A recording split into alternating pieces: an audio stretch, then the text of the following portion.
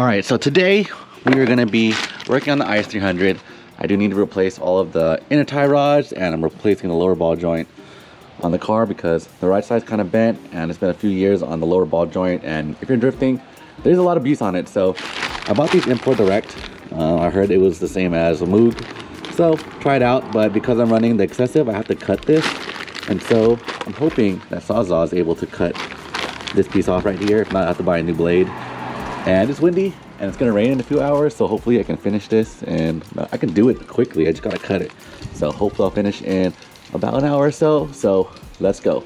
All right, so today we're gonna be replacing the outer tie rod, the inner tie rod, and the lower ball joint right here. And the first things you wanna do is take off the cotter pin on top of the castle nut right here and break this bolt loose. I think it's a 19. Yep, 19. Break it loose. That was too loose. Concerning. Leave it on a little bit, and then you're gonna want a ball joint separator. Get yourselves one of these right here. This is a ball joint separator, tie rod end separator. I don't know what the actual tool is called. You slide it in here, and you can press the. So you slide it in here, and you can press the ball joint out, and it doesn't ruin, you know, the ball joint or anything, because it's just uses some pressure.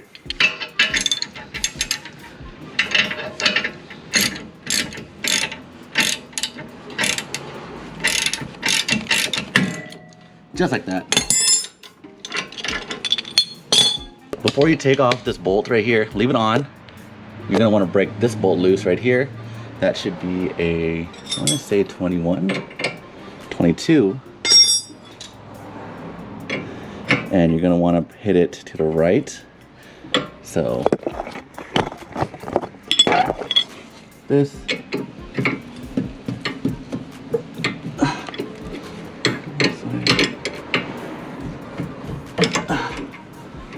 That nut is loose. Actually, now you can unbolt this right here. Should come right out. Spin this side out. First, you're gonna want to break these Allen bolts loose. So on these sides, break both of them off. Take off the hub from the lower ball joint, and then we're gonna break this loose, and then we're gonna use a separator to take it out. Got this bolt loose right here. So unthread it, take both sides out. All right, I got the bolts out, and now what you're gonna want to do is lift up the hub and then move it out the way. So just like that. Move it out the way somewhere.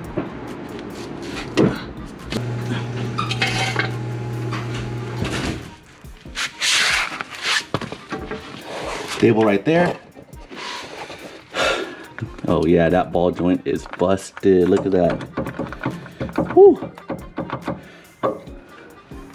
Blew out right here. Jesus. And I was drifting on it. This is probably why I have a bad wheel shake, and I didn't know. So yeah, let's disconnect it. So this is the angle kit that I have from Excessive. It should just pop right off. Give me a second. Now you're gonna want to pop this ball joint out. There's a couple tools that we can use. You can either use this one or we can use this one. Whichever one works better. This one actually works better for the lower ball joint. It fits perfectly over this. It works. Maybe I lied. There we go.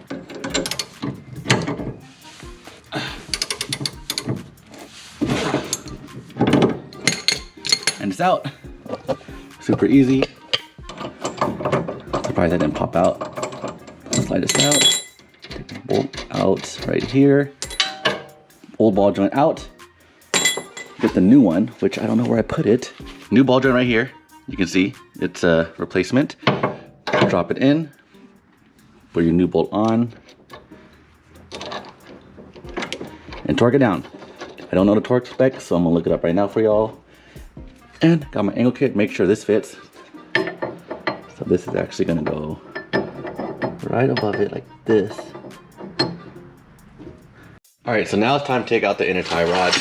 And this is pretty easy as long as you have the right tool. which I do have. It's good to have because if you're drifting, you're gonna be constantly taking out your ball joints.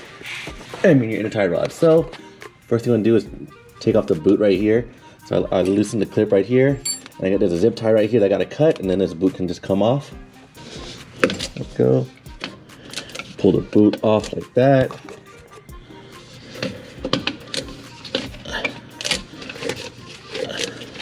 There we go.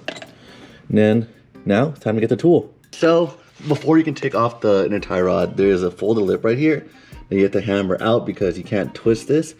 So just get a flathead and a hammer and start hammering this out. It's pretty easy to bend, so just get a flathead and it should work. Now you're gonna need a tie rod and tool. You can use a big crescent wrench, but this makes it a lot easier. So what you're gonna do is get this part. Find one of the things that go fit around the tie rod end.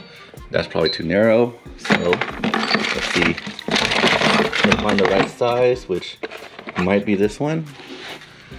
It goes around here. Yep, so you can see it slides in perfectly. What you're gonna do is get this part. You'll see the two ends right there that stick out. Put it in there.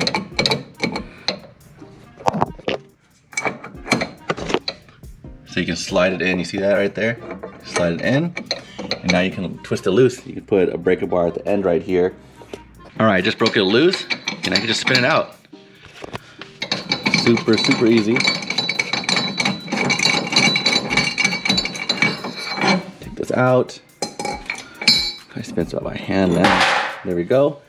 And there you have it. Yeah, so you can see this one's a lot longer than this one. This is actually from a 1990 Corolla. And so this one is from Excessive, and I don't know which part they use. I don't have a part number or anything, so not entirely sure what they use. I was previously using a IS300 outer, so now I'm actually gonna use this 1990 Corolla inner, and then an IS300 outer. Before, this was some random one with a GS outer, and so it's time to go this route because now I know I can buy these in stores because I don't know where to get this and I don't know what kind it is. And I emailed them and I've been waiting. So we'll switch this setup for now. Looks like it should be just fine. It's a little smaller, but threads are exactly the same. So install is just reverse order. Make sure you have the black washer right here that you're gonna fold over. So put it in just like that. All right, so reinstall is just reverse of what I just did. And to torque this down, you're gonna torque it down to 56 foot-pounds. So I got my torque wrench. There is a long, basically what you call like an extension. So I'll probably put it around 60, just so I can get it torqued down properly. All right, don't forget to hammer that metal flap right here, flat. I'm only doing one side so it doesn't spin out. It's hard to see, right there. So trying to put the boot back in. Should clip in right here pretty easily. There we go. Don't forget the metal ring, the metal clip. All right, so this clip is on right here. Clip is on. Don't forget the locking nut right here.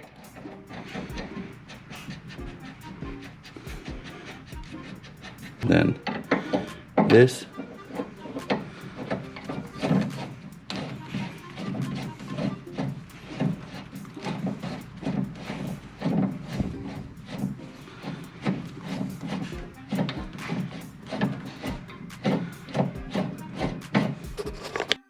All right, it's time to torque these down. These should be right around 60 pounds. So I'm gonna impact it on slowly and then torque it down to 60 foot-pounds.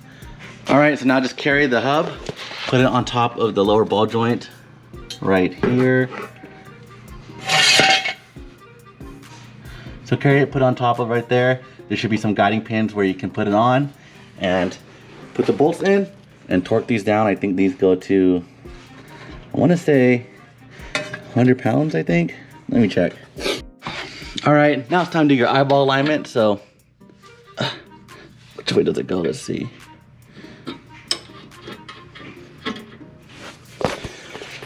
As you can see, it is slightly towed out. So just quick eyeball alignment so you don't mess up your tires while you're going to an alignment shop. And then that's pretty much it for this side. Got to the other side and should be done. All right, so before we move on and I show you guys the new fitment that I've been doing to this car, I want to give a shout out to Shine Armor because they sent over a bottle of the ceramic coat. And honestly, this paint needs some love. It's actually the first rainy day of the season for spring or fall time. And it's a perfect opportunity to use this Shine Armor to keep the paint clean, to keep the rain from falling off. And it's super simple, which is why I'm super excited to be using this. It's actually just a spray on ceramic coating. All you do is spray and wipe. Literally all you have to do is just spray it on, wipe, let it sit for a few minutes, and then wipe it off until it buffs all over the paint. And then a few hours it will cure, and you have a thin layer of ceramic coating that will protect the paint from a bunch of debris, from the rain, from the weather for a good amount of time. And the good thing about this is it actually comes with a spray nozzle, because the ones that I've used before, they don't come with these, and it's really annoying to apply. And this is really easy. So all you gotta do is spray, wipe, sit, rub it in, and you're good to go. So let's do it. All right, so I'm gonna be working in sections, but first, really just gonna do this spot right here to show you guys. So just spray. Probably don't need to use that much. Towel. Let it cover the area that you want. That's fully covered.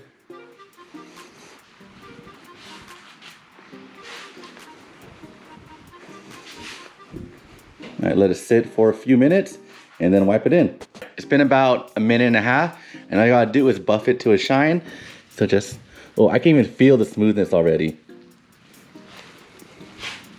Like, can you see the difference from that side to that side? And just listen to the smoothness. Smooth, rough, smooth. Man, see how that's super easy. This is what I like. Easy, cheap stuff that works real well. So thank you, Shine Armor, for sending over a bottle. Really love this product. I'll be using it on all the cars as soon as it stops raining, so I can detail the car and make it look nice again. But go ahead and head to the website and try it out, because I really love the product, and you can use the code, which is all in the information below. All right, so I just done both sides, and I want to show you guys the fitment that I've been working on. Not the best fitment because I got new wheels coming for it, but let's go out for a little drive and I'll show you what I'm talking about. Yo, this fitment looks nice. I'm digging it. Can you guys tell how much camber is in the front now? The lighting's not that good, but see, that's how I want the fitment to look. A lot of camber, kind of poking out just a little bit, and a little bit of, actually no stretch. I might run 205s on my next wheels, because I'm watching Chelsea DeNofa's video, and you don't need a lot of grip in the front, and I need to change my way of driving because he's a good driver and I should listen. But gotta fix the rear fitment now, so damn, man, this is nice. I like it. I like it a lot. How do you guys feel about it? Some guys think you can get like a really good glimpse. I think in this angle, probably see it the best. Yeah, a lot of buttons. This angle probably right here. Right here. Yeah, right there. That's the shot. What do you guys think? So, forgot to end the video, but thank you guys for watching. I hope you guys learned something. I hope you guys like the new fitment. And I got some things coming from the IS300, so stay tuned. And I'll see you guys in the next one. Peace.